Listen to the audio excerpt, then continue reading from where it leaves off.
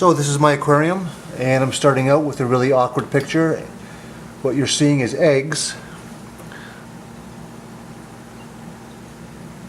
And we're going to pan back. I'll do the best I can, but I don't feel like editing and playing around. There'll be a lot of jittery pictures coming up soon. So this is a 180-gallon tank. There's many ways to do an aquarium. This is the easiest and least amount of maintenance. Anyways, there's the proud papa. This guy's very aggressive, likes to defend his eggs. To me, a good aquarium is an aquarium that all your inhabitants are happy and fulfilling their desire to procreate. So I've got that species, and I've also got these clowns. And they've laid eggs. See if I can get in on that. So there's their patch of eggs. They're probably going to hatch in a few days. The easiest system to do is one that is completely natural and filtration is minimal. I've got a skimmer, and that empties out onto a pad to collect any debris, and that is also filtered through a ozonator, which is dripped over some charcoal that kills the ozone. Let's see if we can get this guy to attack me here. Oh, he's busy with the female. Pretty simple setup. We're going to go around to the nuts and bolts on the back. I used to have metal halide. I've since switched to LED. Not as powerful, not as much nutrients in the water. The aquarium at one time had at least 100 of these anemone, those green things, about 100 of those. I would sell them around Christmas time, made a couple bucks here and there.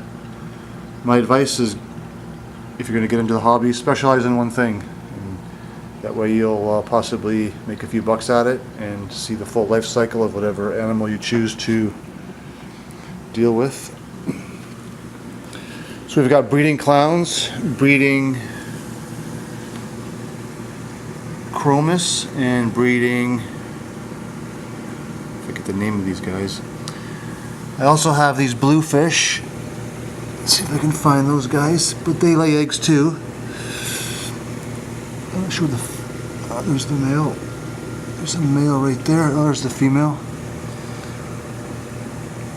Camera shy. Anyways, this is the nuts and bolts of the system here.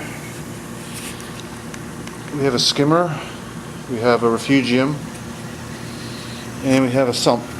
And at the end we have our pump with a calcium stirrer.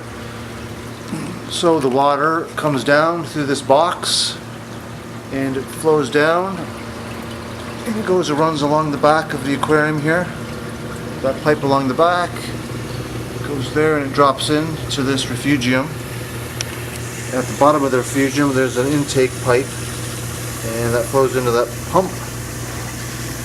And we can probably remove this now. We had a leak at one time. But there's the skimmer in action, doing its thing, and that water goes back into this black tray here. There's a pad and charcoal. And there's your sump. And there's your pump, and that goes back into the system there, or that pipe at the top there. Very simple system, easy to maintain. Other than feeding, maybe takes a few weeks. That's pretty much it. The system is pretty much unfiltered,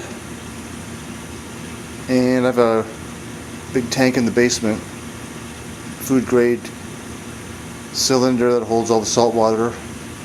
I have two plugs, one that drains. I don't know if you can see that there, but that pump there, it takes water out. The best picture. And the pump in the basement puts water back into the system. Super simple system. It's been up and running for 10 years now. It's pretty much a good shot there. 180 gallons up top, and each acrylic box at the bottom there is about 20 gallons. So about 240 gallons in the total system.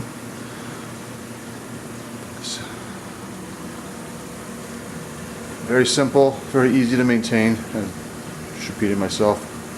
A couple of timers for the lights.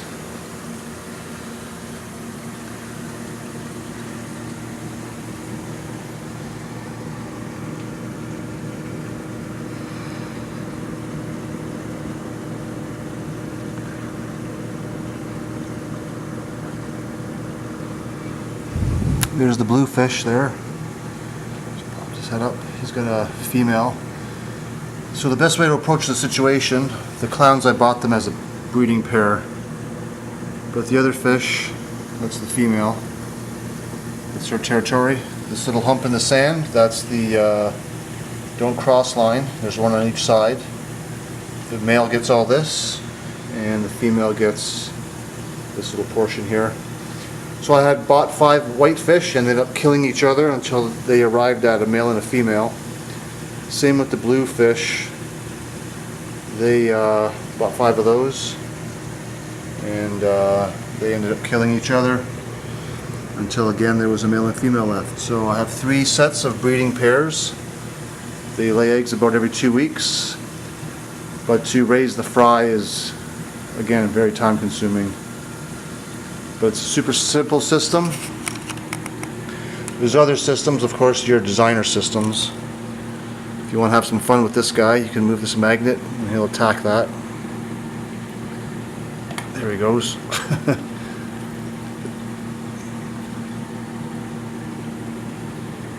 There he goes. Anyways, he's fun to play with. Annoy him, I guess. So to me, just to reiterate, a successful system is one where your animals breed, but of course you got to get breeding pairs, and like I said, the best way to do that is buy them in bulk. Buy about 4 or 5 animals.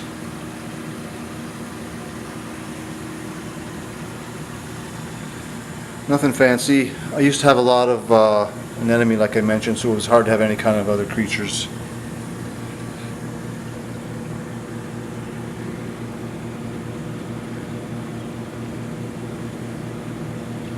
And the clowns pretty much control that rock. The other fish respect that space. Sometimes there's a few issues, but the fins on the fish are okay. The male and female, before they lay eggs, of the whitefish here, they go pretty hard at it. Little battle. But once again, no fins are damaged. The male's quite aggressive. They probably drop, I don't know, couple thousand eggs maybe, and that's about every 14 days maybe, while the clowns are every, I don't know, around 10 days, but they're pretty regular. When I first got into the hobby, I was gonna buy all the equipment, get all the dosing, just for laughs. I have a pH monitor, but that's about it. As others have said, the quality of your system and setup is all based on the health of your animals. So you're pretty much a water maintenance technician as opposed to an aquarium hobbyist. If your water's good, your fish are good, and everything's happy. I do about a 5-gallon water change every couple days. It's pretty much plug in one pump to remove a couple gallons and plug in another pump to add water. So when this guy gets threatened or wants to show, he'll stir up the sand, I guess, to create a bit of a smoke screen. But he likes to get a little aggressive.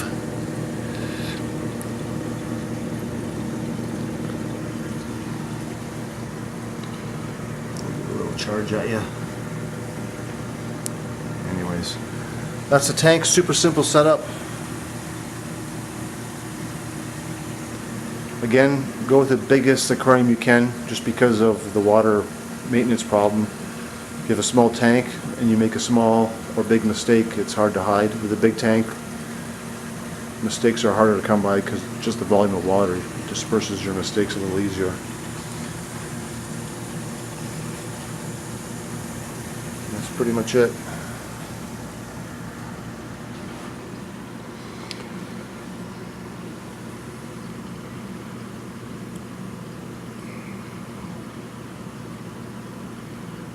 This stripey is supposed to eat Aptasia, but I've never seen them do that. I used to have 3 of them, but they get stressed out because this female here tends to chase them around a lot. So the male and female will fight a lot, pretty much maintaining their territory. Here's the other side, and there's the magic hump that defines their territories. There's that bluefish, yellowtail chromis, I think. Anyways, got some elephant ear, it's a really cheap purchase. Some mushrooms again, cheap purchase. And I got some other thing buried in there. I don't know where that came from. But super easy setup, and once again very successful. All these fish are breeding. Yellowtail chromis. Damsels, that's it. Golden-headed damsel, that's what these white fish are. But of course they're, I think they were raised in captivity, so they've kind of lost their yellow. Plus I don't feed them live food or anything. I just feed them floating pellets, and without fail they breed every couple of weeks. Thanks for watching.